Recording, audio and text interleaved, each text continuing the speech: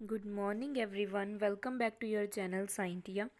जैसे कि आप लोग जानते हैं, हमने साइंस की एमसीक्यूज़ की सीरीज़ स्टार्ट की हुई है। आज हमारा सेकंड लेक्चर है जो कि आपके पीटेट और सीटेट एग्ज़ाम दोनों के लिए इम्पोर्टेंट है। अगर आपने अभी तक फर्स्ट नहीं देखा तो वो देख लीजिए, चैप्टर सीरीज़ नहीं देखी पहले वो देख लीजिए, तभी आप क्या है एमसीक्यू सॉल्व कर पाएंगे, वरना आपको एमसीक्यू सॉल्व करने में प्रॉब्लम होगी। ठीक है जी, लेट अस स्टार्ट। हम स्टार्ट करते हैं हमारी एमसीक्यू सीरीज़ को।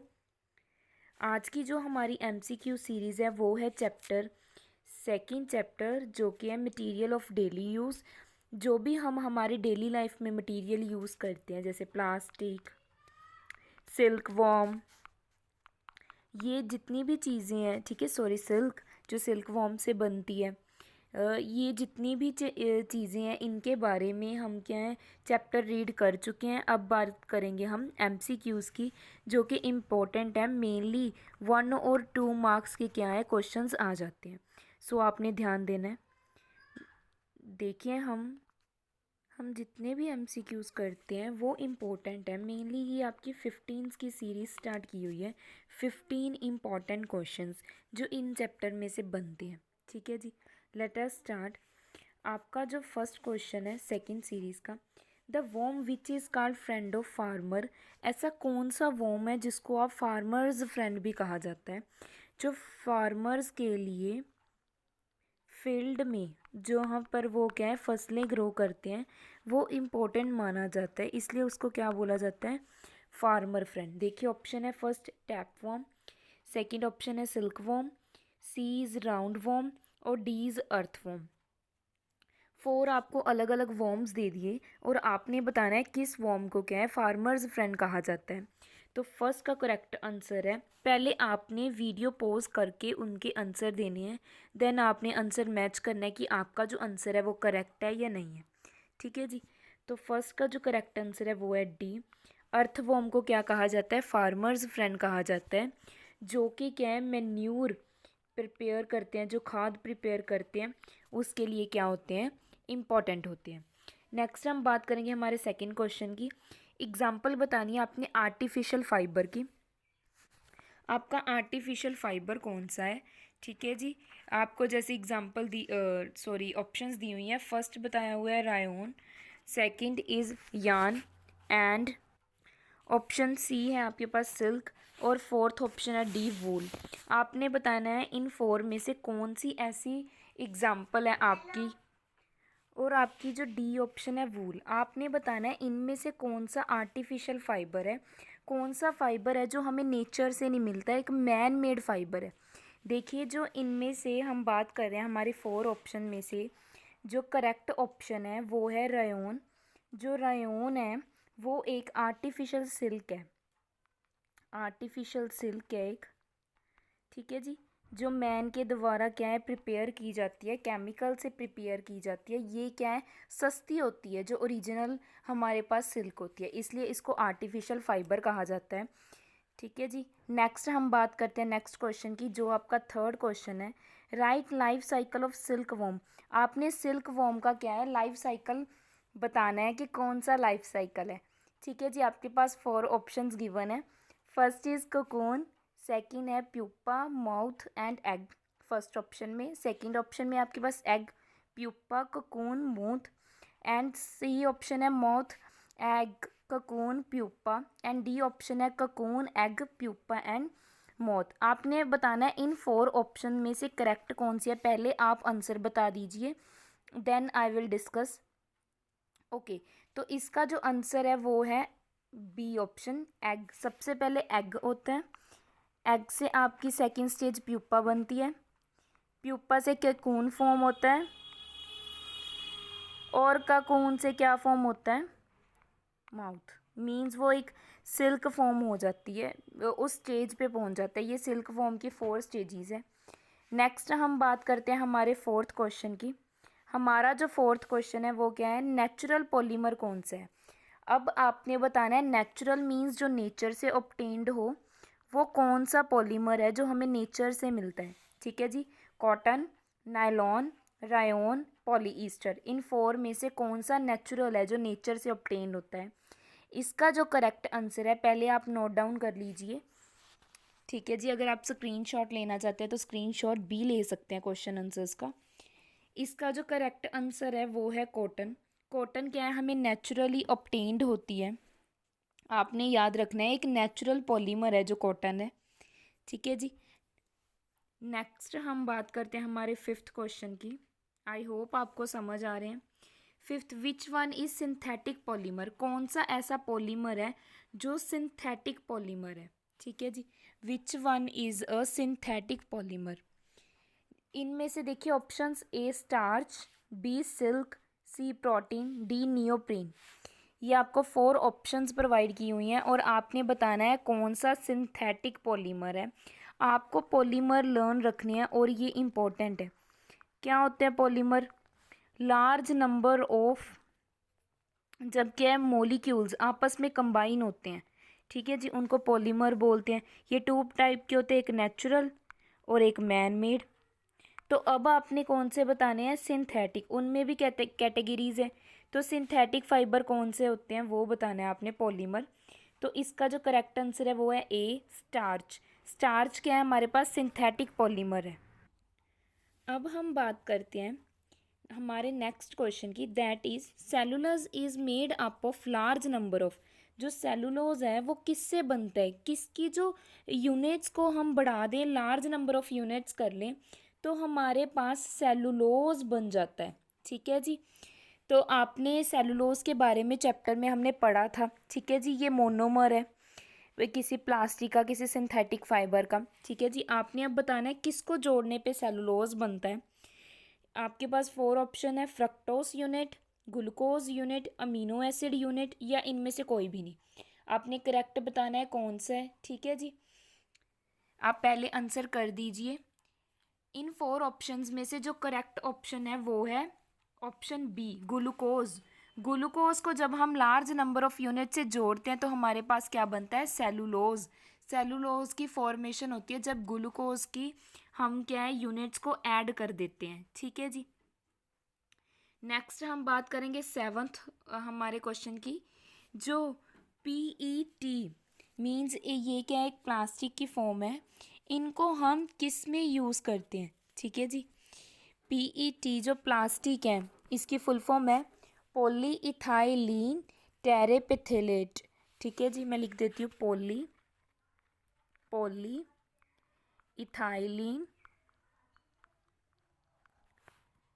टेरेपेथेट,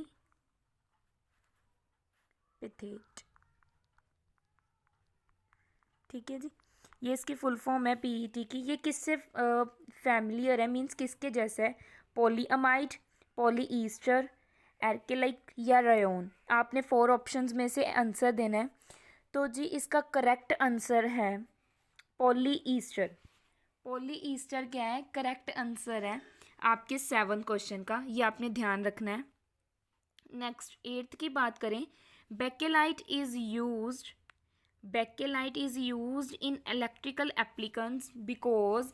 हम बेकेलाइट को किस में यूज़ करते हैं? जो एक क्या है हार्ड एंड सॉलिड प्लास्टिक है, उसकी कौन सी प्रॉपर्टी है आपने ये बताना है। फर्स्ट है it is good conductor of heat, second is good conductor of electricity, C is good insulator of electricity, and D is thermoplastic. 4 options में से बताना है कि कौन सा करेक्ट ऑप्शन है। तो 8th क्वेश्चन में से पहले आप लोग सोच लीजिए और आंसर दीजिए।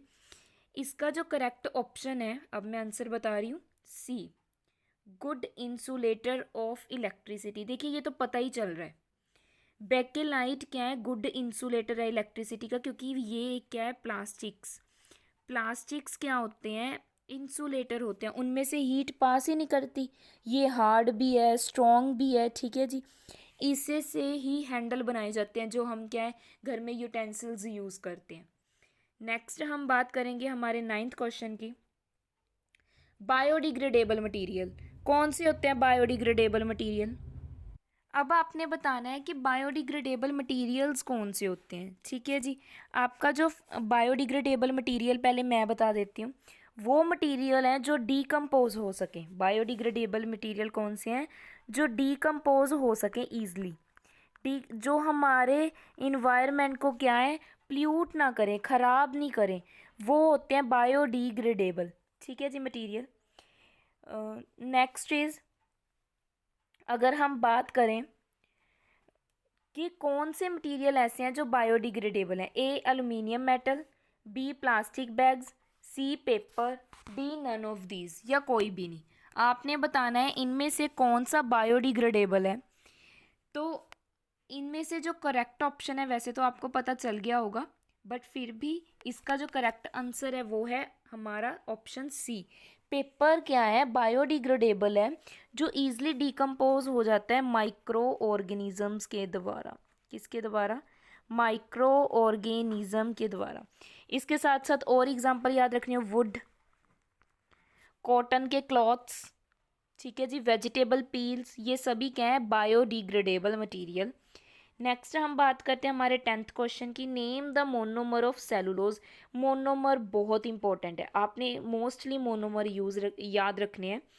सेलुलोज का मोनोमर कौन सा है? ऑप्शन ए है आपके पास अमीनो एसिड, बी ग्लूकोज, सी फ्रक्टोज, डी सुक्रोज। 4 ऑप्शन में से करेक्ट ऑप्शन कौन सी है? सेलुलोज, जो कि क्या है, एक मोनोमर है, मीन्स किसका, हमारे रेयोन फाइबर का। वो किससे बनता है? सेलुलोज का आगे क्या है, मोनोमर कौन सा है, ये आपने बताना है। वैसे वो खुद भी मोनोमर है रेयोन का, बट आपने बताना है सेलुलोज आगे किसका मोनोमर है। ठीक है जी, सेलुलोज का मोनोमर कौन सा है? तो इसका जो करेक्ट आंसर है वो है ग्लूकोज। ग्लूकोज क्या है, मोनोमर है किसका? सेलुलोज का। ठीक है जी। नेक्स्ट हम बात करते हैं हमारे 11th क्वेश्चन की, हैंडल। अभी हमने बात की थी ना हैंडल की। जो हैंडल होते हैं यूटेंसिल्स के, वो किससे बने होते हैं? आप बर्तन ईजिली उठा सकते हो, पकड़ सकते हो उनको, तो वो जो हैंडल हैं वो किससे बनते हैं? पीवीसी के, बेकेलाइट के, एक्रेलिक के और पॉलीथीन के। आपने बताना है इन 4 ऑप्शन में से करेक्ट ऑप्शन कौन सा है। इनमें से करेक्ट ऑप्शन है हमारे पास बेकेलाइट। हम पीछे बात कर चुके हैं कि बेकेलाइट क्या है, एक प्लास्टिक है, हार्ड एंड स्ट्रॉन्ग प्लास्टिक है, जिनमें से एक इंसुलेटर है, जिनमें करंट पास नहीं करता। ठीक है जी, ये पुअर कंडक्टर होते हैं हीट के और इलेक्ट्रिसिटी के। क्लियर है आपको? आई होप आपको समझ आ रहे हैं क्वेश्चंस, और ये इंपॉर्टेंट क्वेश्चंस है, 15 के 15 क्वेश्चंस इंपॉर्टेंट हैं, तो प्लीज़ कंसेप्ट क्लियर कर लीजिए अगर आपको कोई भी डाउट है। पीवीसी की मैं फुल फॉर्म लिख देती हूँ यहाँ पे। पीवीसी की फुल फॉर्म है poly vinyl chloride. Polyvinyl chloride. ठीक है जी। नेक्स्ट हम बात करते हैं हमारे नेक्स्ट क्वेश्चन की, 12 क्वेश्चन क्या है, विच one is monomer of nylon 6। ये इंपॉर्टेंट है, आपने हमें लर्न ही रखना है बस, ये तो आप बस जैसे मर्जी बस इसको तो फिक्स कर लो। नाइलॉन 6 का मोनोमर कौन सा है? कैप्रोलैक्टम, स्टाइलिन, एडपिक एसिड या इथाइलिन। इनमें से कौन सा करेक्ट ऑप्शन है?